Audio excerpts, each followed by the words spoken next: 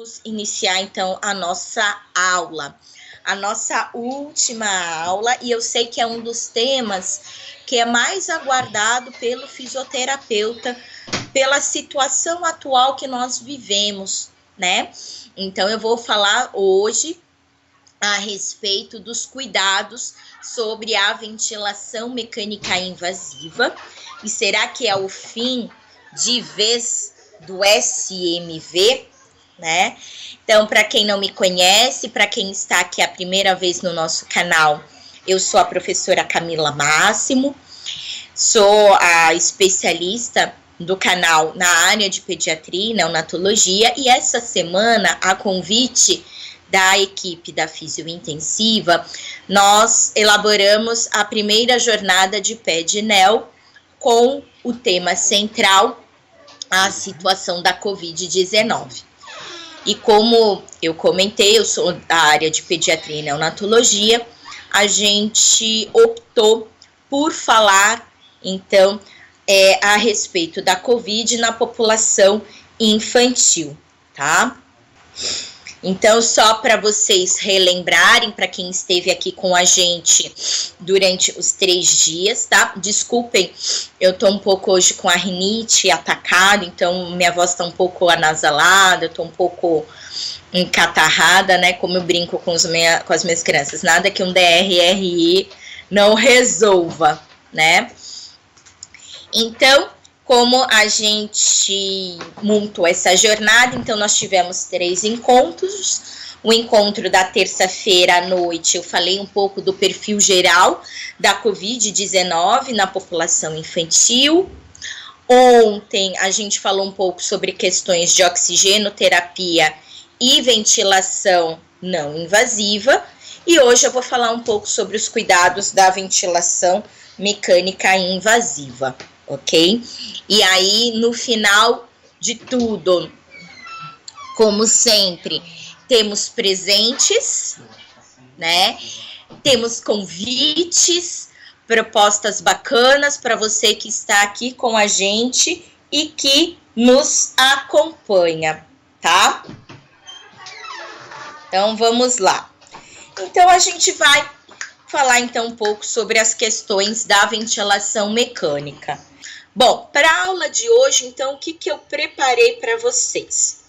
Então, eu vou falar um pouco sobre os aspectos da intubação orotraqueal, depois os ajustes ventilatórios iniciais e como deve ser o manejo na parada cardiorrespiratória, tanto para pacientes pediátricos quanto neonatais, que estão com suspeita ou já tenha confirmado a Covid-19, tá? Cabe lembrar apenas um adendo importante, que a gente sabe que a população infantil, ela é menos prejudicada com a Covid, por toda a fisiologia pulmonar da criança, né? E os casos mais graves, a gente tem um número que fica em torno de 5% de gravidade, tá? E normalmente vai estar associado com alguma comorbidade. Então, a criança já é cardiopata, pneumopata, tem algum distúrbio neurológico ou ainda algum distúrbio imunossupressor, ou ela faz uso de imunossupressão por algum motivo, tá? Então, são os pacientes mais vulneráveis. E a gente sabe que vão ser estes pacientes que vão para a nossa UTI. Vão ser estes pacientes que vão precisar de um suporte ventilatório invasivo, né? Mesmo porque na live de ontem eu comentei com vocês a questão da VNI, o quê? Que não tem sido orientado utilizar a VNI, né? A gente vai dar preferência pela intubação precoce, tá? Então, a gente vai optar por intubar todo paciente que precisar de uma suplementação maior que 50% de oxigênio, ou o catéter nasal vai estar maior do que 5 litros por minuto. Cabe lembrar o quê? Que tem sido orientado não utilizar a máscara de Venturi. Por quê? Ela vai liberar muitas partículas de aerossol para o meio, e aí há uma alta taxa de contaminação, né?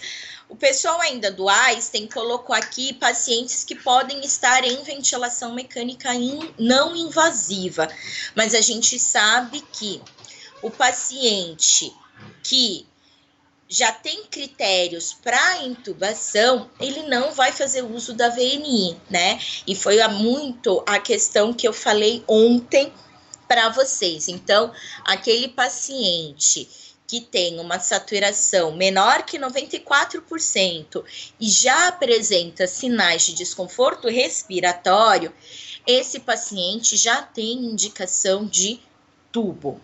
Ou ainda, ele satura menos que 94%, né? Aí não tem tanto desconforto respiratório, coleta a gasometria e pela gasometria ele tem uma PaO2 menor que 63 milímetros de Hg, esse paciente também tem indicação de intubação, ok? E aí, como que a gente vai proceder com a intubação deste paciente? Vamos lá. Primeiramente, a gente não vai realizar a questão da ventilação com o AMBU, né? Então, a ventilação bolsa, válvula, máscara, que a gente normalmente realiza a técnica com o AMBU antes da intubação, para esse tipo de paciente a gente vai evitar. Por quê? Esse tipo de ventilação vai liberar muitos aerossóis para o ambiente, né? E aí, o que tem sido orientado?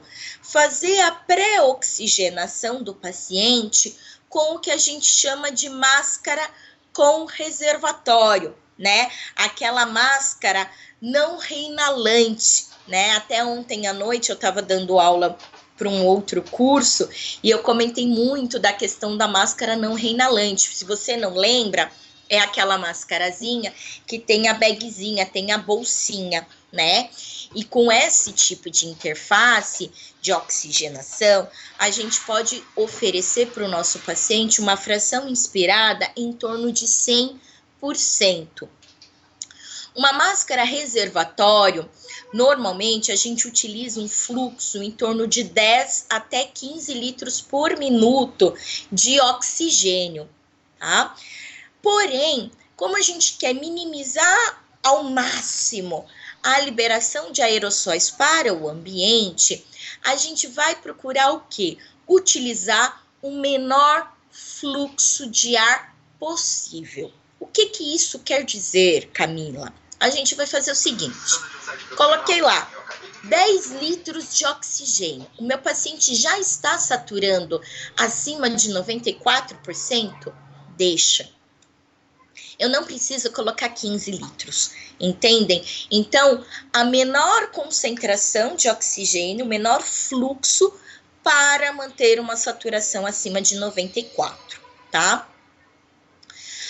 Aí eles comentam ainda que se o paciente estiver em VNI, você deixa ele na VNI.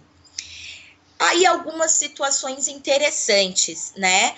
Eles comentam que uma média de 70% dos casos, o paciente vai apresentar alguma queda de saturação, então isso é uma situação comum, e a gente que trabalha com pediatria e neonatologia, a gente sabe que isso acontece com frequência, né? E é preconizado o uso das cânulas com balonete, tá? Mesmo para o paciente pediátrico, sim, todo paciente pediátrico, e a AMIB liberou um material, o quê?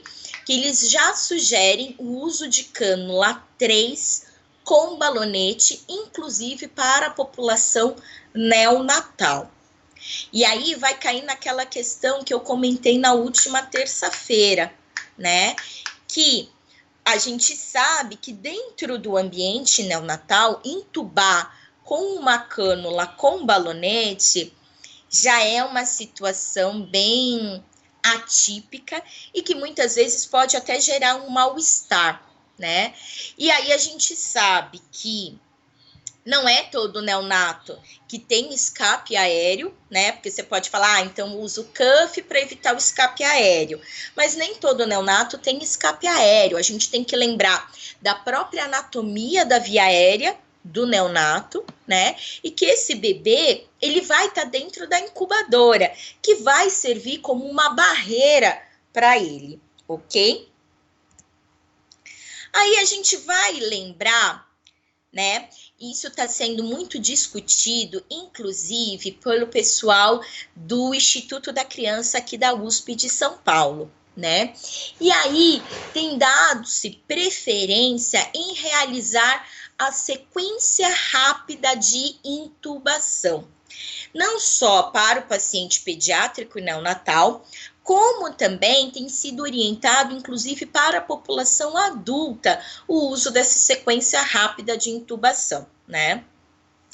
Aí eu coloquei esse slide, é um slide que eu uso normalmente quando eu dou aula sobre sequência rápida de intubação.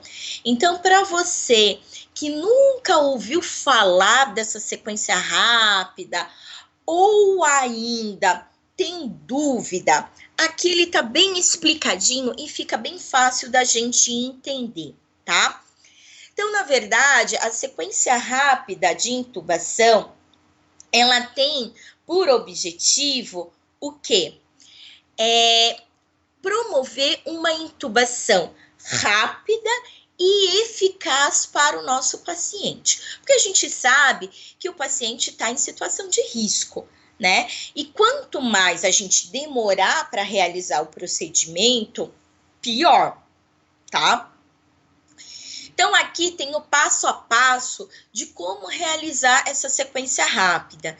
Então, o ideal é a gente fazer uma coleta da história e um exame físico desse paciente, porque a gente já consegue, inclusive, avaliar, esse paciente, a gente já imagina que ele vai ter uma maior probabilidade ou uma intubação orotraqueal mais difícil.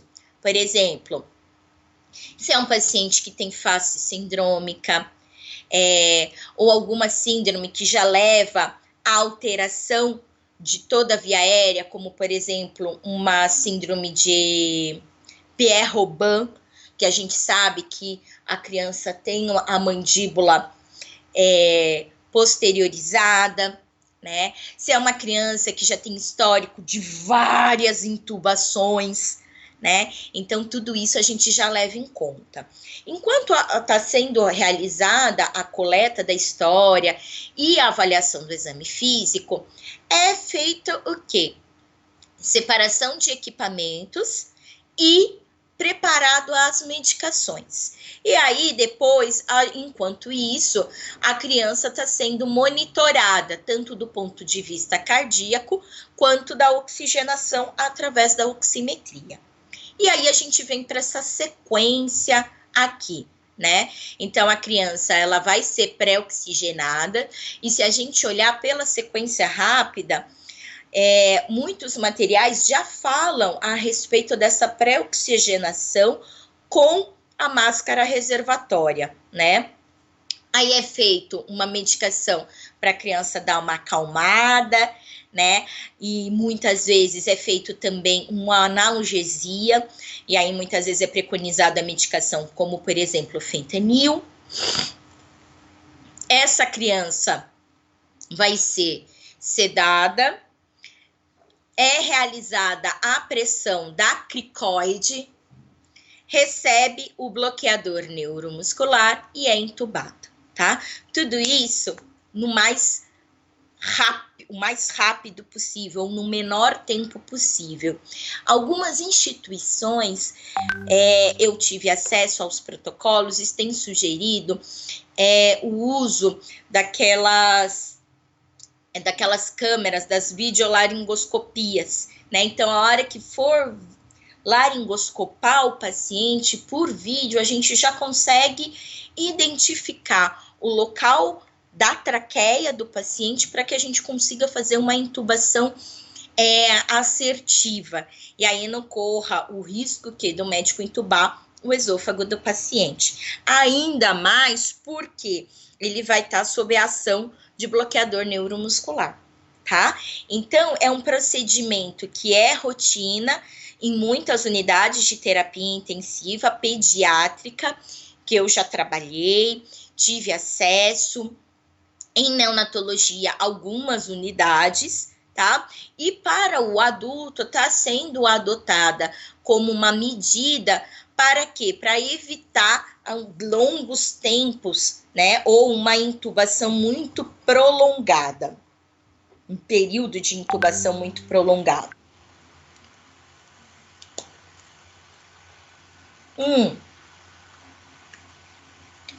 E aí, o que é o ideal, tá? O ideal é intubou o paciente, a hora que for verificar se tá entubado ou se não tá, gente, é o quê? Passou a cânula, já conecta a ventilação mecânica, tá? Não vai fazer manobra de ambu, né? Para esse tipo de paciente, como a gente brinca, né? A gente vai abominar o uso do ambu. Aí sempre me perguntam a respeito do clampeamento da COT, né? Por quê? Porque se tá tudo bem que durante a intubação o paciente está sob a ação do bloqueador neuromuscular, tá?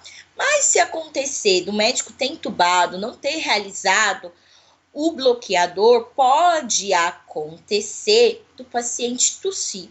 E a hora que ele tossir, vai liberar partículas de aerossóis para o ambiente, tá? E aí aqui a gente tem essa imagem, apesar dela ser uma imagem de 10 anos, mas é uma imagem que a gente consegue vislumbrar bem como que funciona a questão do clampeamento da cânula, tá? Então, o ideal é que seja realizado por uma, que a gente chama de pinça Kelly, né? E aí a gente fecha mesmo esse tubo. Para quê? Caso o paciente venha a tossir, não libere aerossóis para o meio, ou o simples fato dele respirar, pode já haver dispersão de aerossóis, ok? E aí, aqui a gente tem alguns cuidados que a Sobrafir colocou a respeito do paciente que está em ventilação mecânica, tá? Para quê? Para que a gente tenha um menor risco de disseminação e contaminação dos ambientes. Então, a gente tem aqui manutenção da cabeceira, 30 a 45 graus, sempre. Isso já é rotina das unidades de terapia intensiva pediátrica e neonatal. Em todos os casos, uso do sistema de aspiração fechado. Gente, não tem conversa. É o TracheCare. Sempre, sempre, tá? Uso dos filtros, que aí gera uma dúvida, né? A gente já conversou um pouquinho sobre os filtros ontem, mas eu acho que vale a pena colocar novamente essa questão. Então, o que a gente encontra?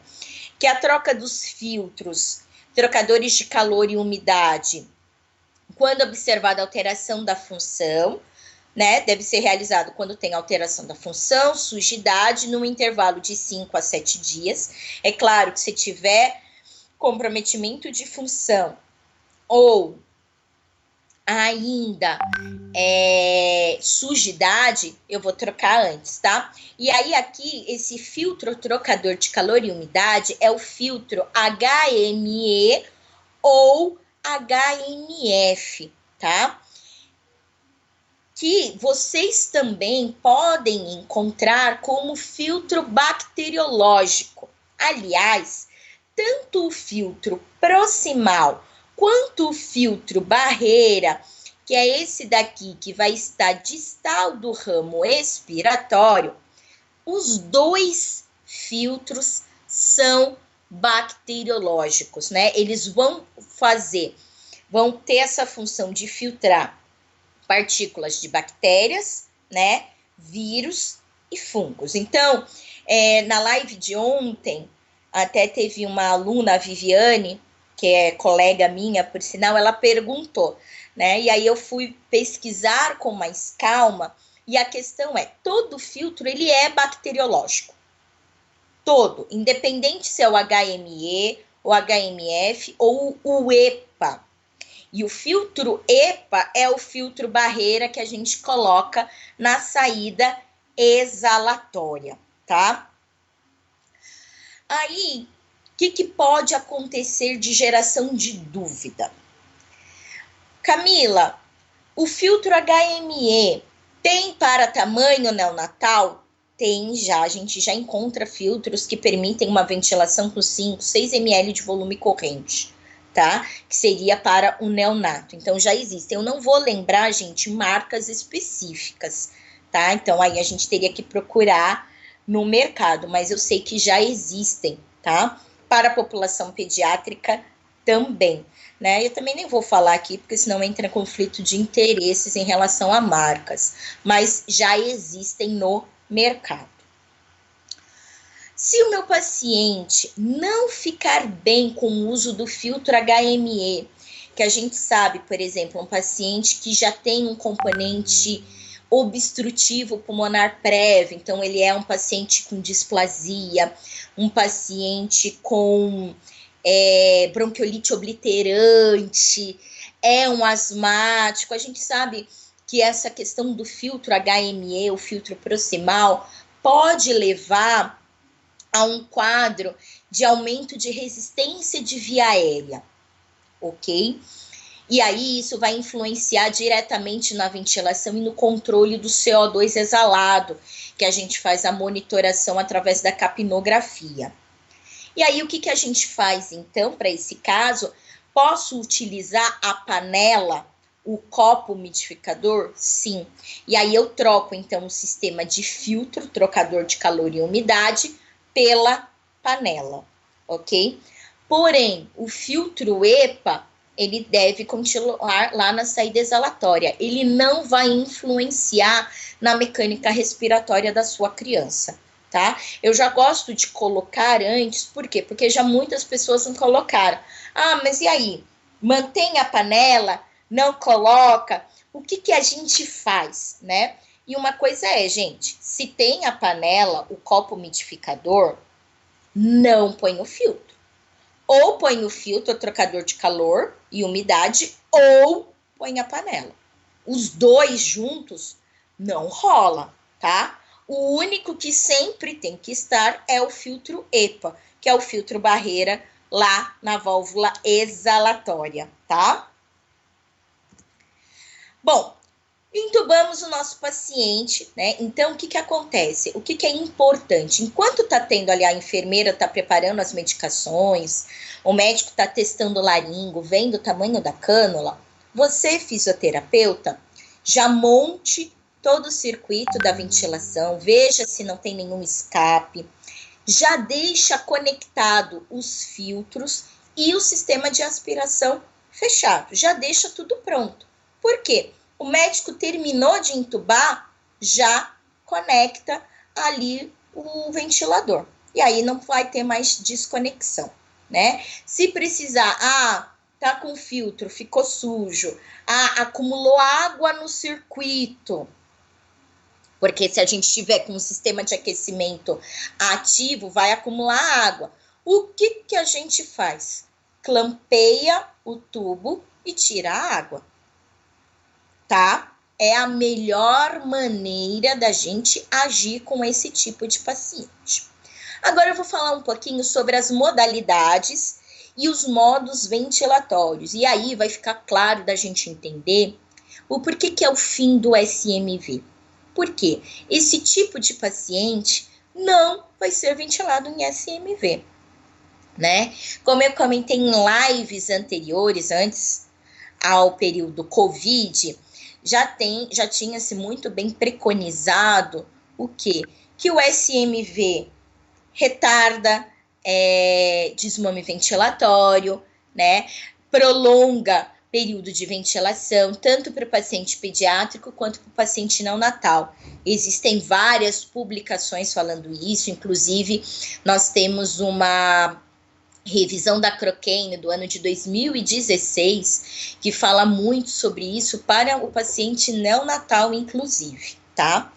E aí, o que a gente encontra sobre os modos e as modalidades ventilatórias, tá? Então, primeiro, o paciente vai estar numa modalidade controlada ou assisto controlada, tá? Posso ventilar tanto a volume quanto a pressão, né? Fica a gosto do fisioterapeuta, ou melhor, a modalidade que ele tem maior familiaridade. E aí, quanto de volume corrente a gente vai gerar? De 3 a 6 ml por quilo, no máximo, tá?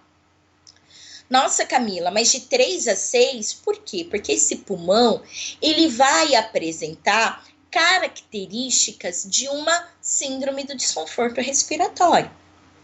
E a gente tem muito bem descrito em literatura que um pulmão com SARA, o ideal é que a gente ventile ele com um volume corrente em torno de 4 ml, tá? E aí, fazendo um apanhado geral, a gente encontra algumas literaturas sugerindo até 3 ml e outras até 6, tá? A drive pressure, que é a pressão de distensão alveolar, né? Que seria a diferença entre a PEP e a pressão e o pico de pressão.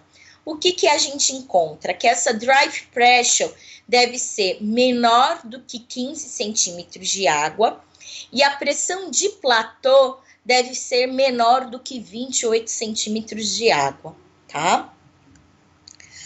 Aí vem a questão da ajuste da PEP, né? A gente vai ajustar essa PEP para manter uma PaO2 maior ou igual a 60 milímetros de Hg e uma saturação em torno de 90 a 94%. Vou fazer manobra de recrutamento com a criança? Não é o ideal, né? Ainda mais se a gente pegar um pulmão muito imaturo, um pulmão de um lactente de 2, 3 meses, gente, não se faz manobra de recrutamento. A gente utiliza essas tabelas de PEP. Eu até tirei essa tabela, ela está citada aqui. Eu tirei ela do livro do professor Werther, do ano de 2018. E aí, o que eles vão sugerindo? Ó, conforme eu incremento a minha FI, eu faço o ajuste da minha PEP, tá? Então, aqui a gente pode utilizar isso como uma ferramenta para quê? Para quanto que eu vou ajustar de PEP, haja visto que eu quero manter uma saturação em torno de 90 a 94 com uma PaO2 maior ou igual a 60 milímetros de Hg, tá? Eu não falei para vocês que eu ia dar presentes no final da live? Quem que aqui quer ganhar essa tabelinha de PEP, já deixar ali no bolso do jaleco? E aí, ó, opa, já tô aqui com a tabela na mão, hein? Olha só que presentão. Tá? Então, isso daqui é do livro do professor Werther, lá da USP. E uma outra questão também é em relação à hipercapnia permissiva, tá? Algumas literaturas têm colocado a gente tolerar um pH de 7,1 até 7,15, e é claro que eu tenho que levar em conta a questão da hemodinâmica do meu paciente, tá?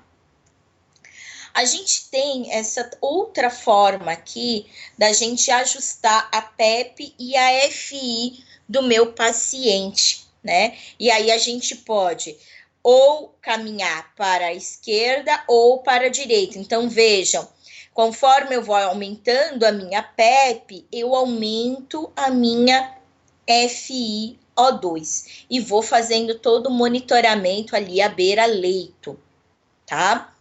O que é o ideal? A partir do momento que eu atingir a minha saturação alvo, eu coleto uma gasometria arterial, 30 minutos depois, e a cada 2 horas eu faça essa reavaliação à beira-leito do meu paciente, tá? Isso vai ser importante, por quê? Porque vai muito das características de complacência deste pulmão. Então, pode ser que num primeiro momento eu até precise de parâmetros um pouco mais elevados, e aí depois, dependendo da resposta, eu consiga reduzir os níveis de PEP. Aí, o que a gente encontra? Pode acontecer que num primeiro momento o paciente não consiga fazer um volume corrente adequado, né? Ou ainda, para manter um volume corrente aumentado, eu preciso usar uma pressão de platô maior do que 30 centímetros de água, com uma drive pressure maior do que 15. A gasometria arterial tem um pH menor do que 7,15. Eu precisei colocar uma frequência respiratória maior que 35 e a PEP está maior do que 12, né? Então, quer dizer o quê, gente? A hora que eu encontro tudo isso, que a minha ventilação mecânica tá ali no talo, tá na tampa, né? E aí, que outras estratégias que a gente pode utilizar? Logo de cara, a gente encontra a posição prona, tá? Então, se o paciente tem uma relação PaO2, FiO2 menor do que 150, prona o paciente, que eu vou falar mais adiante. É sugerido também o uso do óxido nítrico, eu tolerar uma drive pressure maior ou igual a 16, e aí eu posso pensar em manobra de recrutamento e titulação decremental de PEP, e ainda, em alguns casos, eu posso utilizar o ECMO. Ventilação de alta frequência, Camila, posso utilizar? Eu vou ser bem sincera, em todos os documentos os quais eu pesquisei, que eu li, nenhum deles falava a respeito da ventilação de alta frequência, né? Embora, se a gente pegar o consenso de ventilação mecânica invasiva pediátrico, vem com um grau de evidência A o uso da VAFO para paciente com SARA. Então, a gente pode pensar o quê? Posso usar ou não? Se eu me basear no consenso, eu devo utilizar, com certeza, tá? Porém, nos protocolos institucionais, nos materiais os quais eu tive acesso, até o momento, nenhum deles fala a respeito da ventilação de alta frequência, tá? O que é falado muito? Da posição prona, não apenas para o paciente pediátrico neonatal, mas inclusive para o paciente adulto, tá? E aí, o que é orientado? Manter a posição prona por pelo menos 16 horas, né? E aí, eu posso pronar quando o meu paciente, novamente, após 6 horas de posição supina, né? E aí eu vejo uma nova relação PaO2, FiO2 menor do que 150, tá? Então, a posição prona, gente, ao meu ver, tá? Aí, pelo que eu já estudei da posição, eu sou super a favor, tá? Aí é uma opinião minha, pessoal, da Camila, professora, Camila, especialista, ok? Ao meu ver, a posição prona, ela deve ser preconizada o quanto antes, né? A gente vê resultados muito benéficos. Se a gente olhar aqui a imagem, uma criança, né? Eu, pelo menos na época que eu era assistencial de UTI, eu pronava a criança, dependendo da criança, sozinha. Né? O neonato, a gente vai lá, né? Eu falava que era um susto. Você pronou a criança, né? Um paciente maiorzinho, 2 pessoas, no máximo 3, dependendo da quantidade de artefatos que a criança tem, né?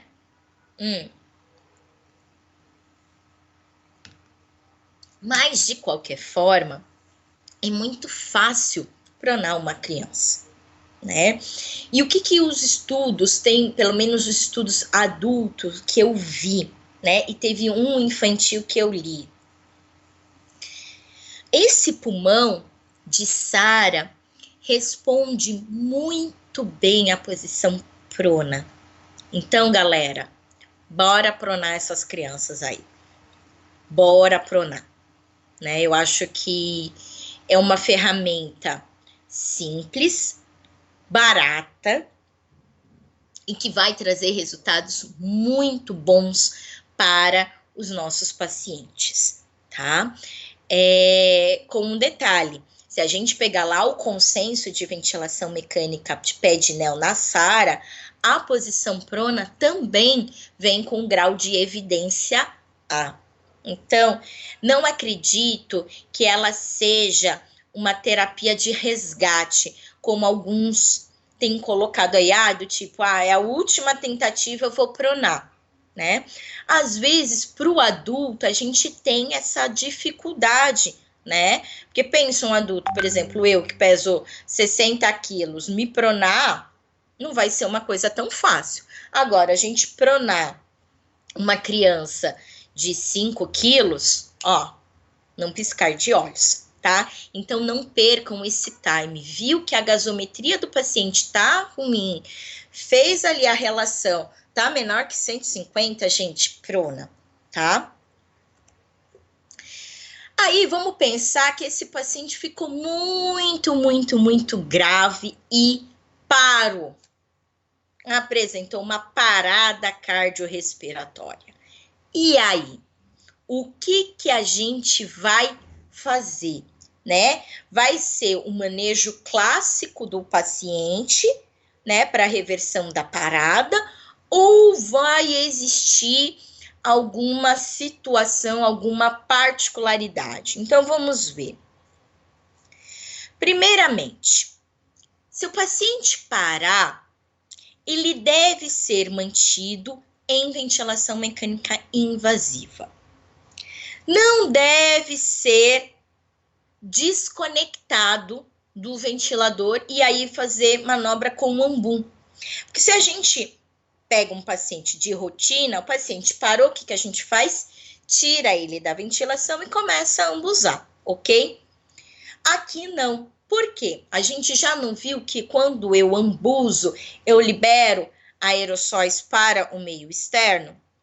Então, eu não quero isso, tá? Eu mantenho ele na ventilação mecânica.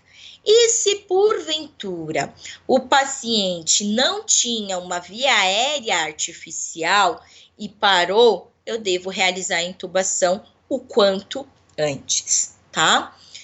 Aí você pode estar se perguntando, tá, Camila, mas como que eu vou manter ele na ventilação mecânica? Eu mantenho com os parâmetros que ele estava?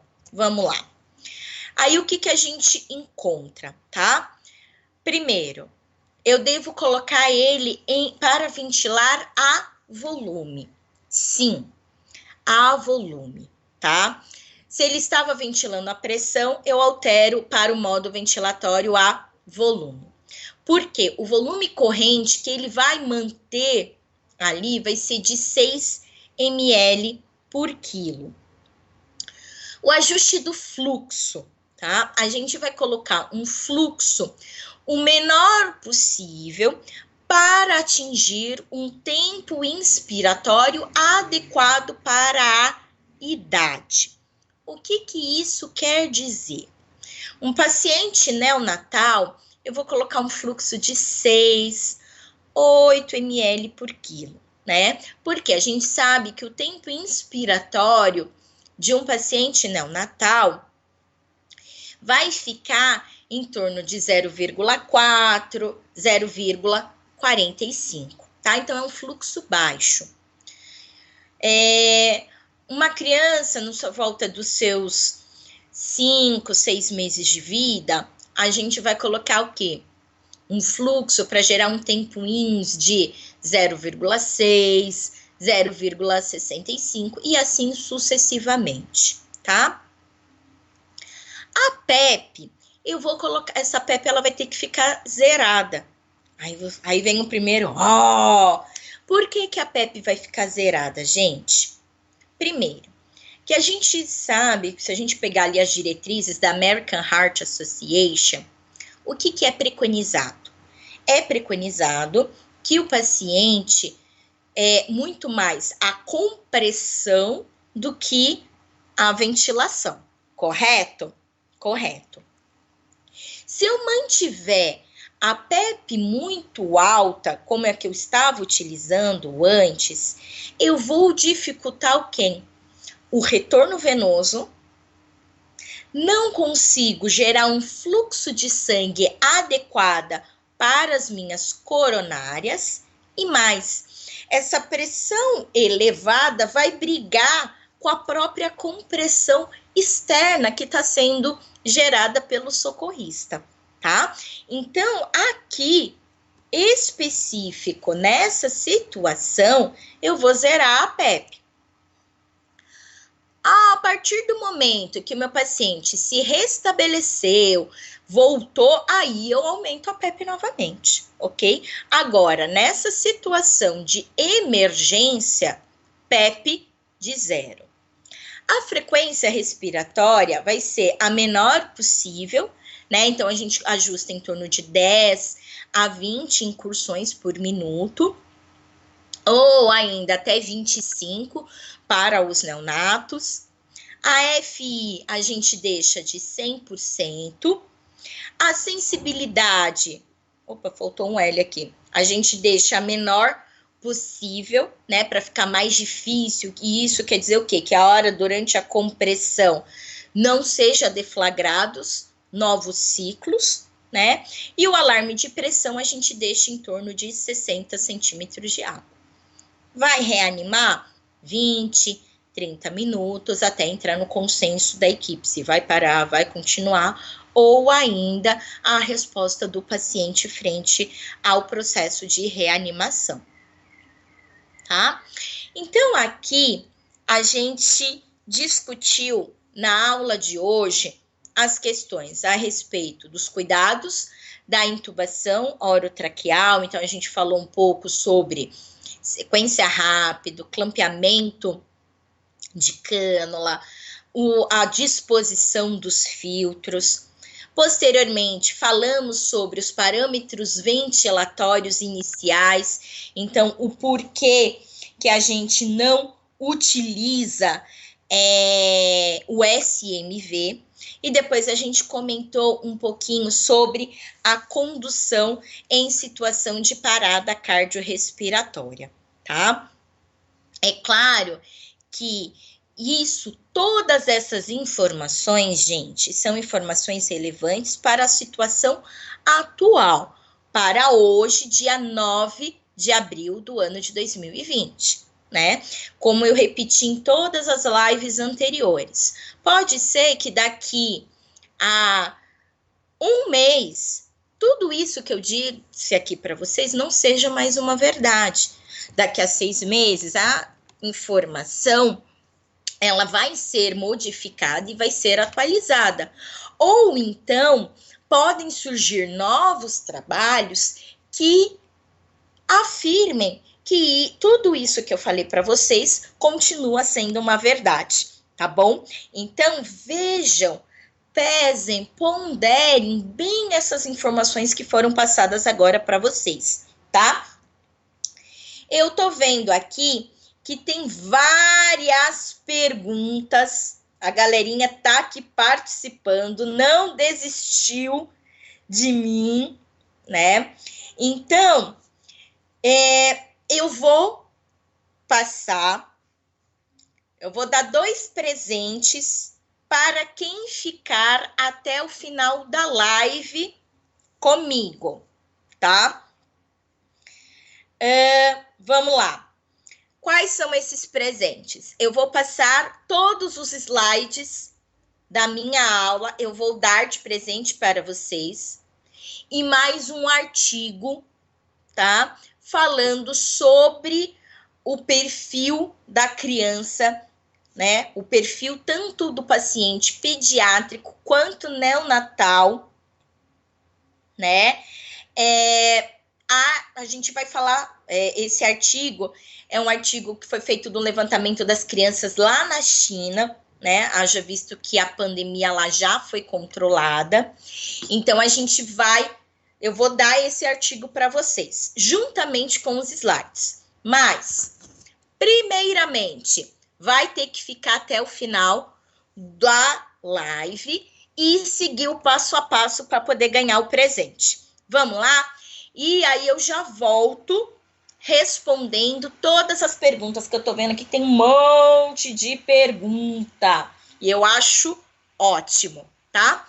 Então, antes de eu responder todas essas perguntas, eu gostaria de mostrar para vocês o curso que nós estamos lançando nessa semana, tá? A gente começou já na live de terça-feira, falando a respeito do programa intensivo de fisioterapia em pediatria e neonatologia, tá? Eu vou fazer uma breve apresentação.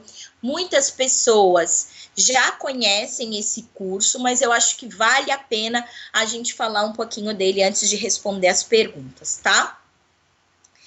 Então, esse curso, que a gente chama ele de intensivão de PedNeo, ele é um curso que foi desenvolvido, tá? Com o objetivo para fisioterapeutas que já atuam nas áreas de PedNeo e desejam se atualizar, fisioterapeutas que atuam em outras áreas e têm interesse em trabalhar com PedNeo, e estudantes de graduação e recém-formados que pretendem trabalhar com PedNeo e entendem a importância de estarem bem preparados, tá bom? Ele é um curso 100% online, elaborado para lhe ajudar a desenvolver o raciocínio clínico nas situações cotidianas dos fisioterapeutas que atuam em PED e NEO. Todos os materiais e aulas desse curso foram elaborados com base em pesquisas científicas de grande impacto, né, em periódicos renomados, livros e revistas de impacto, né? E ao fazer esse curso, você será um fisioterapeuta pediátrico e neonatal mais seguro e com um poder de argumentação junto à sua equipe multidisciplinar. A sua prática será baseada em evidências e, como consequência natural disso, você será reconhecido e valorizado. Olha só que coisa boa! É um programa, então, de 60 horas, né? Por isso que a gente chama ele carinhosamente de intensivão. E vem com certificado no final do curso, tá? E aí, como que ele vai ser composto? Então, a gente vai ter primeiro um intensivo de 10 videoaulas, que são compostos por todos esses temas aqui, ó. Então, revisão de anatomia e fisiologia, oxigenoterapia, técnicas de fisioresp infantil, ventilações não invasiva e invasiva, e aí dentro do módulo de invasiva, eu vou falar um pouco sobre as modalidades básicas e atuais, ventilação de alta frequência e imobilização precoce. Aí a gente tem o curso de óxido nítrico, tá? Ele é um curso específico do nosso intensivão. Ele é formado por 3 videoaulas e aí a gente comenta a importância da terapia do óxido nítrico, né? Então, toda a questão da fisiologia, as diferentes formas de aplicação, como calcular a oferta, como calcular o fluxo, né, os protocolos de administração do óxido nítrico. E a última aula nós iremos falar sobre os possíveis efeitos adversos e como solucioná-los. E ao longo do programa, vocês também vão ter acesso a 12 artigos científicos comentados e todas as minhas lives que eu já apresentei aqui na Físio Intensiva. Gente, é live pra caramba. Ontem a gente estava fazendo... Ontem não, na semana passada a gente estava fazendo um levantamento. Tem muita live bacana. E vocês vão ter acesso a tudo isso na plataforma do curso. Aí a gente tem aqui, né? Então, como que tá dividido as aulas? Então, a primeira aula, por exemplo... Por que as crianças estão mais propensas a evoluir com insuficiência ventilatória aguda? Aula 2, e assim sucessivamente, tá? E aí vocês têm acesso a todas essas aulas. Aí você pode estar se perguntando, mas o curso é 100% online? Sim. Como que eu vou tirar minhas dúvidas, né? Então, a gente vai ter duas formas. Primeiramente, a gente tem o grupo do WhatsApp, tá? Que vai ser exclusivo para a turma do curso, o qual esse grupo, ele vai ter duração de 6 meses, e aí você vai poder tirar não só as suas dúvidas do curso, mas situações do cotidiano, né? Então, tá com dúvida, tô com uma criança nessa situação, como que eu posso resolver? Entro lá no WhatsApp e converso com a galera. Não só comigo, mas com todos os demais colegas. E, além disso, a gente vai ter 3 encontros online. Que, além de esse encontro, a gente ter uma aula, a gente também consegue o quê? Promover discussões. A gente ainda vai definir essas aulas, né? Os temas. Eu estou pensando aqui usar uma estratégia bem bacana, que é deixar vocês escolherem os temas que têm maior impacto, ou os temas os quais vocês têm maiores dúvidas, tá? Para quem não me conhece, então, aqui tá todo o meu perfil, né? Então, sou professora já há alguns anos, estou aqui no canal da Físio Intensiva há quase 2 anos, né? E eu estou muito feliz por poder idealizar esse projeto junto a vocês, tá? Então, galerinha, qualquer dúvida que vocês tenham, acessem aqui o nosso suporte técnico, entrem no nosso grupo do WhatsApp, que o Zanata vai estar disponibilizando agora aqui no canal, tá? Aqui no script, no chat, ele vai estar disponibilizando para vocês o link do nosso WhatsApp. Por quê? Você entrando agora no grupo do WhatsApp, tanto os slides da live de hoje, quanto o artigo que eu falei, eu vou encaminhar para vocês por aqui, pelo grupo do WhatsApp. E para quem ficar no grupo hoje, vai ter acesso ao nosso curso com 40% de desconto. Os meninos vão estar já disponibilizando lá no grupo do WhatsApp o link para vocês terem acesso a esse curso maravilhoso com 40% de desconto. E, inclusive, os valores do curso vão estar lá disponíveis para vocês. Formas de pagamento, tudo vai estar lá no grupo do WhatsApp. Então, eu estou vendo aqui que tem muitas pessoas aqui querendo fazer o curso, querendo a nossa aula. Então, galerinha, entrem aqui no link, tá? Nesse link, vocês já vão ser direcionados lá para o grupo do WhatsApp. o qual eu irei disponibilizar, então, os slides da aula, então a tabela PEP, de acordo com a FiO2, vai estar lá no grupo do WhatsApp, assim como o artigo. Beleza? Então, gente, diante disso, eu vou abrir agora para responder as perguntas, tanto da live quanto do curso. Quem quiser perguntar, agora é a hora, tá bom? E entrem lá no grupo do WhatsApp para vocês poderem receber todo o material e, associado a isso, né, poder se inscrever para o curso. Vamos lá? Então, nossa, tem muita coisa. Espera aí, gente. Deixa eu achar aqui.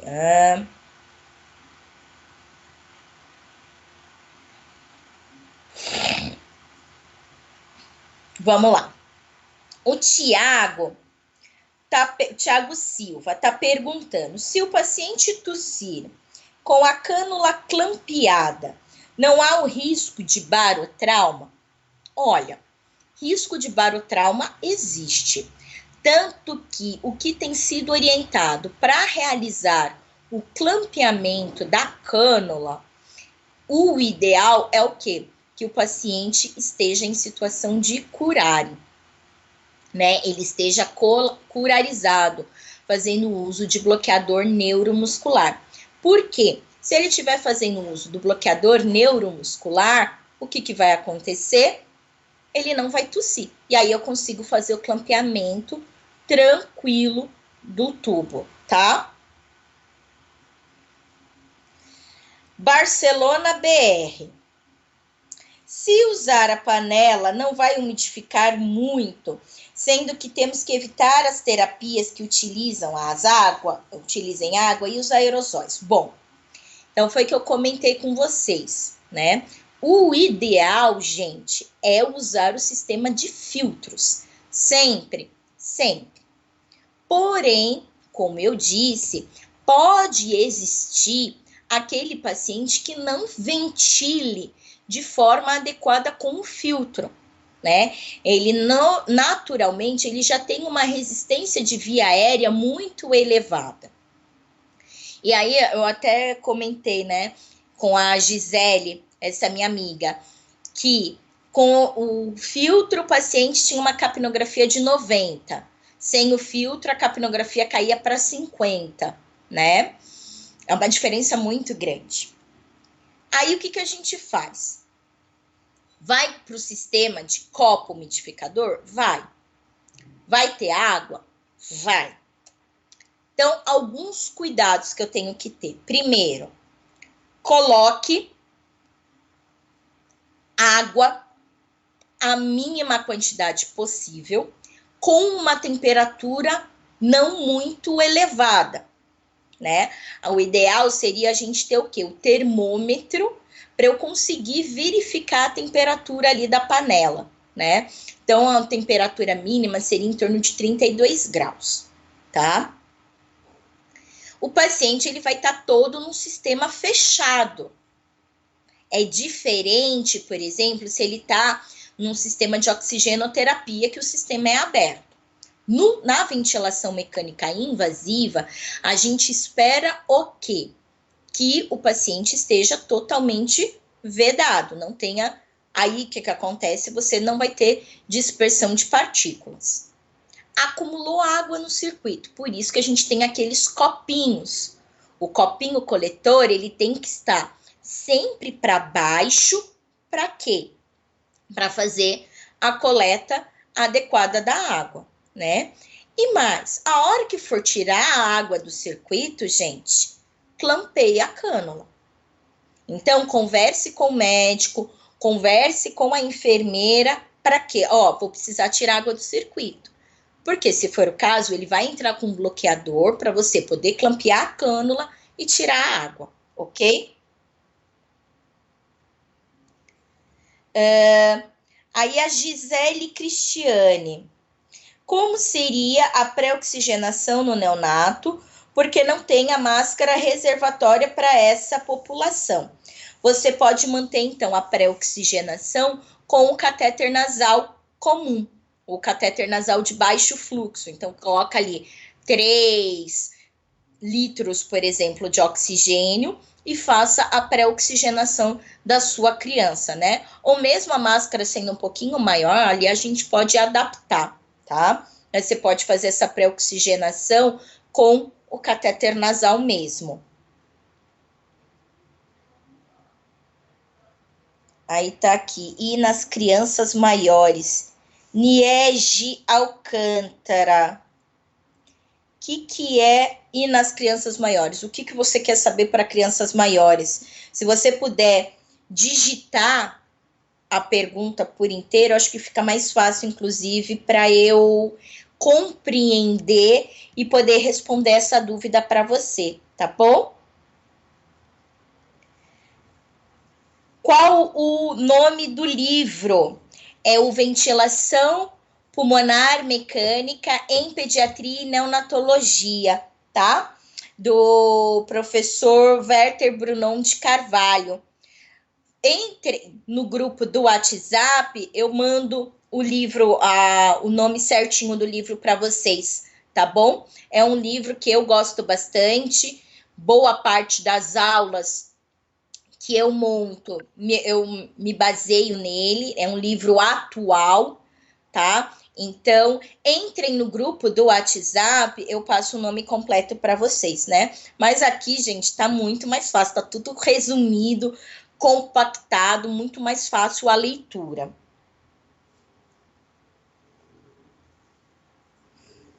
Bom, aí a Wênia Saraiva colocou assim, tubo com cuff nos neonatos, né?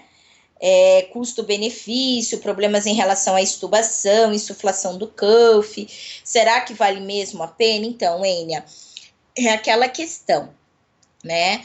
As associações, como por exemplo a AMIB, coloca para você entubar a partir com cânula 3 com cuff, né? Mas aí a gente tem que pensar o quê? Todo neonato tem escape aéreo, né? A própria anatomia da via aérea do neonato já favorece, né? Já funciona como um cuff natural. E outra, esse neonato, se ele tiver um escape aéreo, né? Ele não está dentro da incubadora, que está servindo como uma barreira mecânica de dispersão de aerossóis. Então, tudo isso deve ser levado em conta, sim, né? Porque será que a hora que eu insuflar esse cuff, né, aí for estubar, será que eu não vou ter lesão de via aérea? Então, pese muito, pondere muito a questão do cuff para a população neonatal, tá? Qual das tabelas mais indicada em NEL? PEP baixa ou PEP alta? Começa com 10, na verdade, para o paciente neonato, tem orientado o quê? Começar com 7, 8 de PEP, e aí eu vou fazendo a titulação conforme eu busco a saturação alvo da criança. A Gigi Arvante está perguntando por que o SMV não é mais utilizado em crianças. Bom, para criança, né, o que antes era a modalidade que a gente mais utilizava era realmente o SMV, né? Porém, o que os trabalhos mais novos têm demonstrado, inclusive as revisões sistemáticas atuais, que a utilização do SMV tem retardado o desmame ventilatório destas crianças. Assim como a gente tem isso muito bem descrito na literatura do paciente adulto, a gente também tem muito bem descrito isso na literatura infantil atualmente, inclusive para o paciente neonatal. Então, a gente tem optado por quê? Intubou o paciente, coloca ele em assisto controlado e, a partir do momento em que ele tiver drive respiratório e condições, tem se preconizado o quê? Utilização de modalidades espontâneas. E aí, aquela passagem pelo SMV praticamente não tem se utilizado mais, tá bom? Tem um dos artigos que eu coloquei no curso. O nome do artigo é Fim do SMV, e aí tem até o meu comentário, e aí lá tá explicando direitinho o porquê que a gente não utiliza o SMV, ou tem se evitado a utilização do SMV, tá? Bom, vamos lá. A Raíza tem perguntado em relação às manobras de fisioterapia, se estão indicadas ou depende do protocolo. Já vi protocolos que deve fazer, outros não. Bom, o que a gente tem hoje, né? A maioria dos protocolos tem orientado que a não realização da fisioterapia, porque a fisioterapia respiratória, você tem a dispersão de partículas de aerossol. E aí você aumenta muito a questão da contaminação e disseminação do vírus, tá? Agora, os protocolos que eu vi que falavam para fazer, Raíza, eram protocolos os quais, por exemplo, o paciente estava em quarto individual. Então, só tá ele e o fisioterapeuta. Aí, nesta condição, ele, por exemplo, ele vai estar usando a máscara comum, vamos pensar num paciente que está em oxigenoterapia, né? Ele vai estar com a máscara cirúrgica e aí você faz a terapia com ele, tá? Agora, para o paciente que está em intubação, a gente acaba fazendo para quê? Para evitar acúmulo de secreções, então para você fazer aquela desobstrução da via aérea e manter a permeabilidade da mesma, tá? A Alessandra Pessoa perguntou aqui: em algum momento usa-se o ambu com filtro apenas para oxigenar sem pressão? Parada cardíaca na sala de parto, não temos ventilador neste setor. Bom, então vamos lá. Usar o ambu só para oxigenar, como muitas vezes tem alguns locais que fazem isso, né?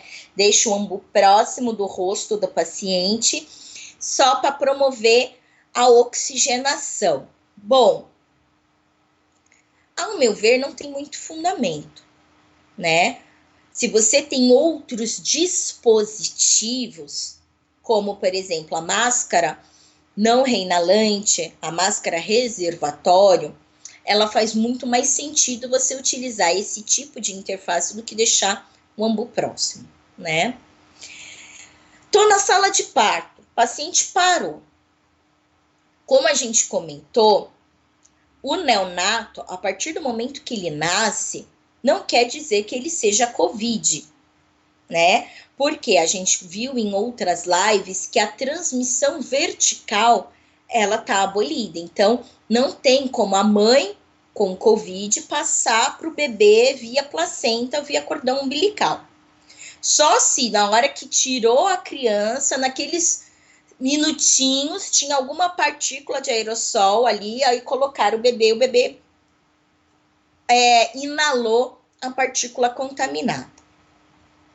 Mas pensando que ele pode ser um caso suspeito, né? O ideal é que a gente utilize o Baby Puff. O Baby Puff, ele é o ventilador específico para ventilação em sala de parto.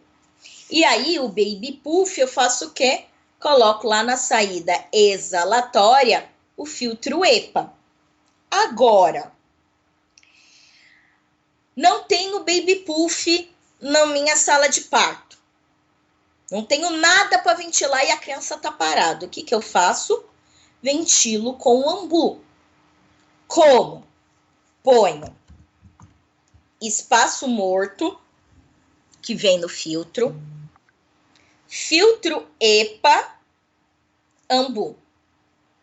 E aí eu faço a ventilação com o filtro EPA conectado, tá? Porém, gente, friso aqui, tá?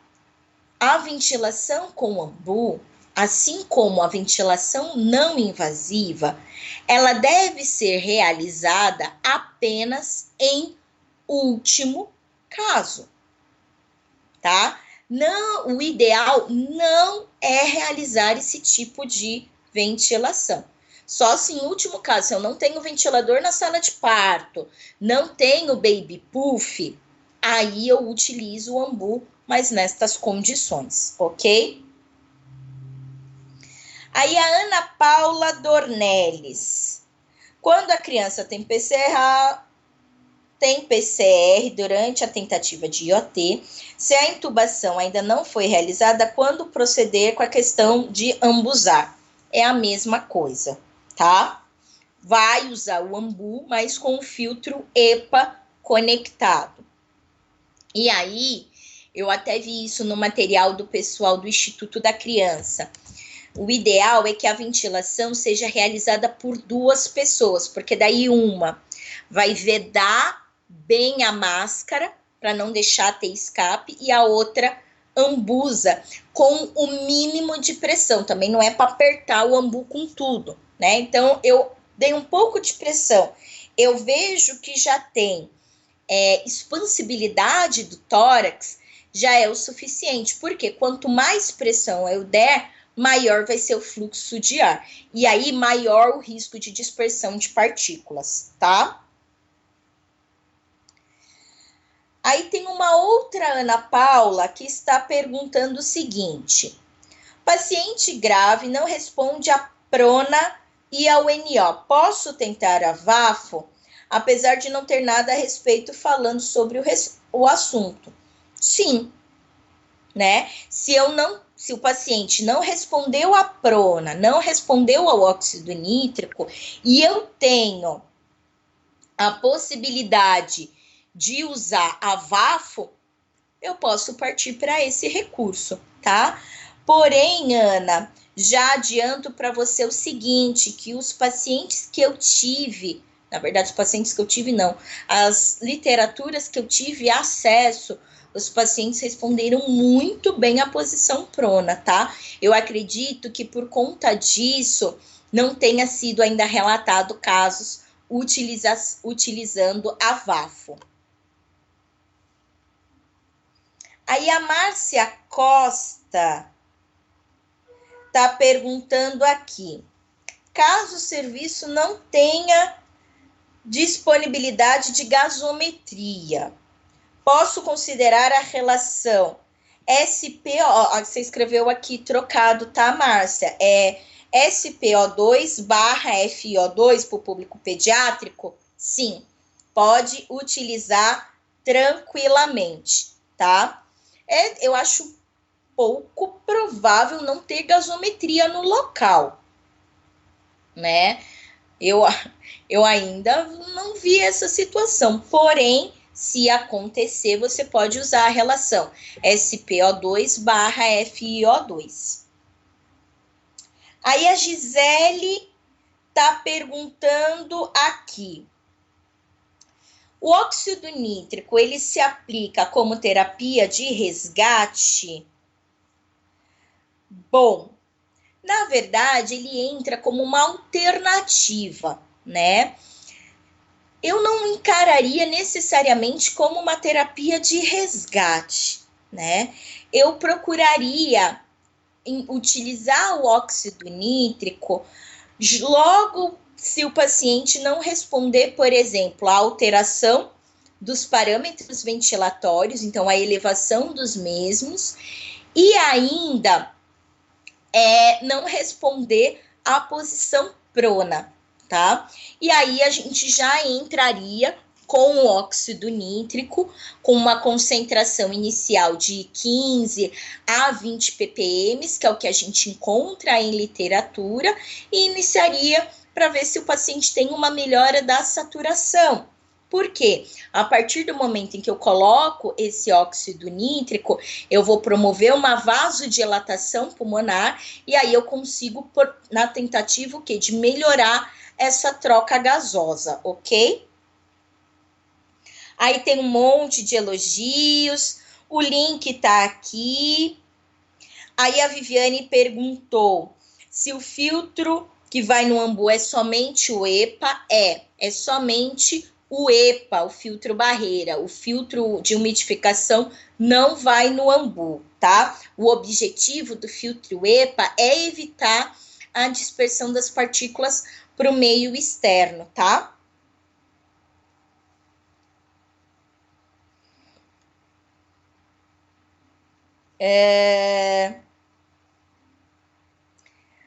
Ó, Gigi, você até colocou que vai adquirir o curso, corre lá para garantir a sua vaga. E tem um monte de gente aqui elogiando. Agradeço muito a todos que estão aqui, que elogiaram, que participaram da live, mesmo com os probleminhas que nós tivemos no começo. Bom, aí tem uma pergunta aqui da Lia, que ele, não sei se você viu, a respeito da morte de um RN de 4 dias por Covid em Natal, na cidade de Natal. Cogitaram a transmissão vertical. Você viu algo a respeito? Olha, Lia, eu vou ser bem sincera. Não vi nada a respeito de transmissão vertical, tá? Como eu disse para você, não só para você, mas eu tenho comentado isso nas lives. Até o momento, não, a transmissão vertical ela foi descartada.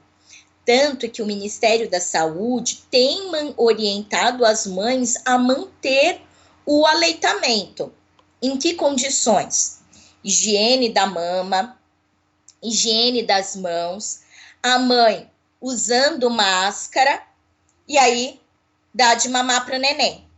O neném mamando, terminou de amamentar, o neném mantém uma distância de pelo menos 1,5 m, 2 metros, tá? Não tive acesso, não sei se isso foi uma reportagem de televisão, se é uma publicação.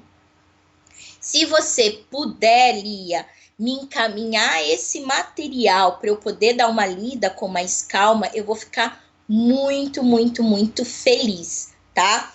Sugiro para você entre no nosso grupo do WhatsApp e me mande esse material, tá? Para eu poder entender ao certo. Porém, como eu disse, até o momento, então, dia 9 de abril, período da manhã, a informação que eu, Camila, tenho é que não existe transmissão vertical, ok? Aí, a Wênia está perguntando aqui que ela tem que ela utiliza o Servo-I com umidificação ativa. Posso colocar o filtro barreira EPA na parte posterior do cassete para fugir da resistência? Isso, mas o filtro EPA ele é sempre ali na região posterior mesmo, para filtrar o ar exalado, Ênia. É isso mesmo. Aí a Lívia está perguntando um pouco sobre a titulação da PEP pelo... O que é DP? Bom, a maneira que a gente normalmente utiliza a PEP, como que a gente titula, né? Eu vou aumentando, eu faço o aumento da PEP e verifico e busco a minha saturação alvo. Como a gente comentou, a saturação alvo para esse tipo de paciente vai ser em torno de 90 a 94%. Então, eu vou lá, coloco 7, vejo quanto que o meu paciente está saturando. Ele está mantendo 88, 90. né? 88, 89, por exemplo. Passo para 8, mantém. Vamos supor, cheguei até 10. Agora ele está mantendo uma saturação adequada, acima de 90%, eu mantenho essas 10, tá? É claro que eu também não vou aumentando, tipo, não dá nem tempo de eu ter a uniformização. O que é o ideal? Como que a gente faz essa titulação, né? Eu aumento de 1 em 1 ponto, né? Então, de 7 vai para 8, vai para 9, vai para 10, e eu dou um intervalo mínimo de 1 a 2 minutos enquanto eu aumento essa PEP. E aí, eu vou aumentando e vejo a resposta da criança. Por que eu desci 1, 2 minutos? Para ver o tempo de adaptação deste pulmão com o aumento da PEP. Porque não adianta nada, eu coloquei 8, não dou nem 30 segundos, não respondeu, já vou aumentar. Não, você tem que dar um tempo de resposta. Tá, pela drive pressure. Na verdade, é o seguinte, você mantém a drive pressure de até 15. Só que qual que é o problema? Se você tá lá com uma drive pressure de até 15 e eu já coloco uma PEP de 10, eu já tenho um pico de 25, né? Então, eu mantenho a drive pressure, a diferença de pressão em 15 sempre, e aí eu vou fazendo o incremento da PEP conforme eu comentei agora com vocês. Agora eu entendi, que eu falei, o que é DP?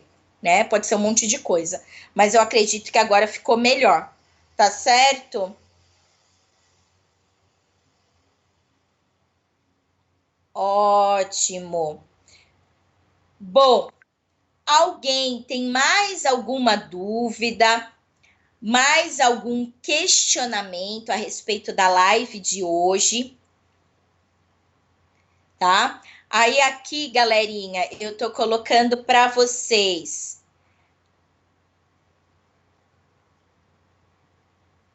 Tá, Raíza. É um caso que ainda está em investigação, né? E aí vai verificar como que ocorreu a contaminação do RN.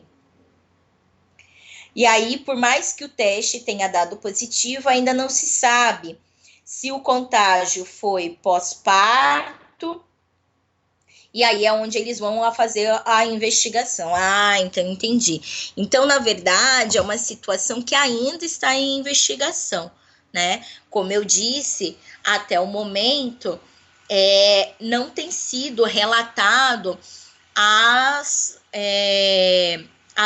transmissões verticais foram descartadas, né? Mas como é um caso recente, eu acredito que vai, sim, precisar de muita investigação para a gente poder entender exatamente o que aconteceu, tá?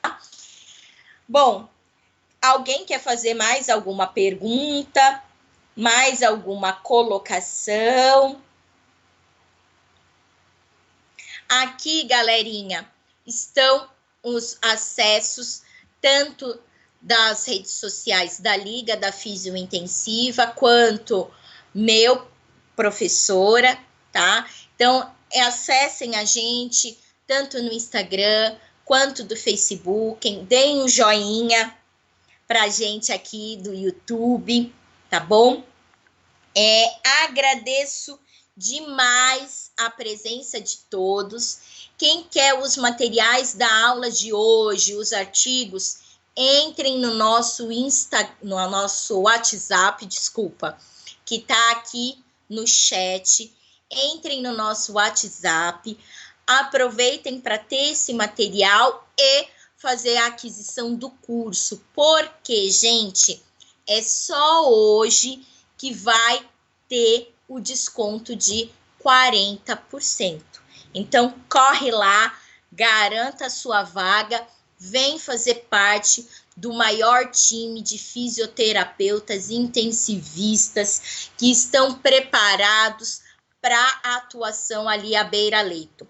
Vem com a gente que o sucesso vai ser garantido, tá? Entrem lá, eu vou daqui a pouco abrir o grupo do WhatsApp para maiores discussões. Então, se alguma dúvida que ficou aqui na aula, vocês quiserem perguntar, daqui a pouco eu vou abrir o link para vocês e aí a gente vai poder discutir um pouco mais, tá? Então, espero vocês lá no grupo do WhatsApp. Um beijo enorme para todos e muito obrigada pela live de hoje.